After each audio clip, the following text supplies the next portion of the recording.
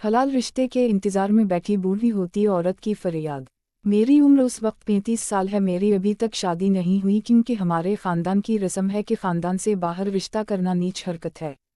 خاندان کے بڑے بوڑھے جب آپس میں بیٹھتے ہیں تو بڑے فخری انداز سے کہتے ہیں کہ 7 پشتوں سے اب تک ہم نے کبھی خاندان سے باہر رشتہ نہیں کیا۔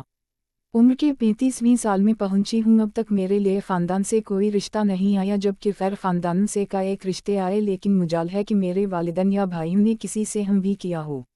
میرے دلی جذبات کبھی اس حد تک چلے جاتے ہیں کہ میں راتوں میں چیخ کر آسمانوں سر پر اٹھاؤں اور دھاڑیں مار کر والدین سے کہوں کہ میرا گزارا نہیں ہو رہا، خدارا میری شادی کرا دیں، اگرچہ کسی کالے کلوٹا چور سے ہی صحیح۔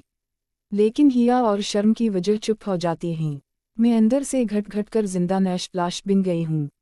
شادی بیاہ و تقریبات میں جب اپنی ہمچولیوں کو ان کے شوہروں کے ساتھ ہنستے مسکراتے دیکھتی ہوں تو دل سے دردوں کی ٹیسیں اٹھتی ہیں۔ یا خدا، ایسے پڑھے لکھے جاہل ماں باپ کسی کو نہ دینا جو اپنی خاندان کے ریت و رسم کو نبھا کر اپنی بچوں کی زندگیوں برباد کر دیں۔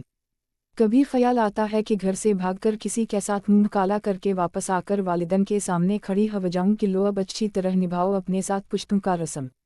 کبھی خیال آتا ہے کہ گھر سے بھاگ جاؤں اور کسی سے کہوں مجھے بیوی بنا لو، لیکن پھر خیال آتا ہے اگر کسی برے انسان کے ہتھے چڑھ گئی تو میرا کیا بنے گا۔ میرے درد کو مسجد کا مولوی صاحب بھی جمعہ کے خطبے میں بیان نہیں کرتا۔ اے مولوی صاحب، ذرا تو بھی سن۔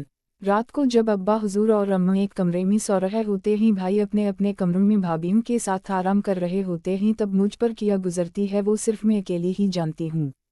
اے حاکم وقت، تو بھی سن لے۔ فاروق اعظم کے زمانے میں رات کے وقت جب ایک عورت نے درد کے ساتھ یہ اشعار پڑھے جن کا مفہوم یہ تھا: اگر خدا کا ڈر اور قیامت میں حساب دینے کا ڈر نہ ہوتا تو آج رات اس چارپائی کے کونوں میں ہلچل ہوتی، مطلب میں کسی کے ساتھ کچھ کر رہی ہوتی۔ فاروق اعظم نے جب اشعار سنے تو تڑپ اٹھے اور ہر شوہر کے نام حکم نامہ جاری کیا کہ کوئی بھی شوہر اپنی بیوی سے 3 مہینے سے زیادہ دور نہ رہے۔ اے حاکم وقت، اے میرے ابا حضور، اے میرے ملک کے مفتی اعظم، اے میرے محلے کی مسجد کے امام صاحب، اے میرے شہر کے پیر صاحب، میں کس کے ہاتھوں اپنا لہو تلاش کروں؟ کون میرے درد کو سمجھے گا؟ میری 35 سال کی عمر گزر گئی، لیکن میرے ابا کا اب بھی وہی رٹ ہے کہ میں اپنی بچی کی شادی خاندان سے باہر ہرگز نہیں کروں گا۔ اے خدا تو گواہ رہنا، بے شک تو نے میرے لیے بہت سے اچھے رشتے بھیجے، لیکن میرے گھر والوں نے وہ رشتے خود ہی ٹھکرا دے۔ اب کچھ سال بعد میرا ابا تسبیح پکڑ کر یہی کہے گا کہ بچی کا نصیب ہی ایسا تھا۔ اے لوگوں، مجھے بتاؤ، کوئی شخص تیار کھانا نہ کھائے اور بولے تقدیر میں ایسا تھا تو وہ پاگل ہے یا عقل مند؟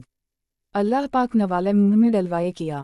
یوں ہی اس مثال کو سامنے رکھ کر سوچیں کہ میرے اور میرے جیسی کئی اوروں کے لیے اللہ نے اچھے رشتے بھیجے، لیکن والدین نے یا بعض نے خود ہی ٹھکرا دے۔ اب کہتے پھرتے ہیں کہ جی نصیب ہی میں کچھ ایسا تھا، کنواری لڑکی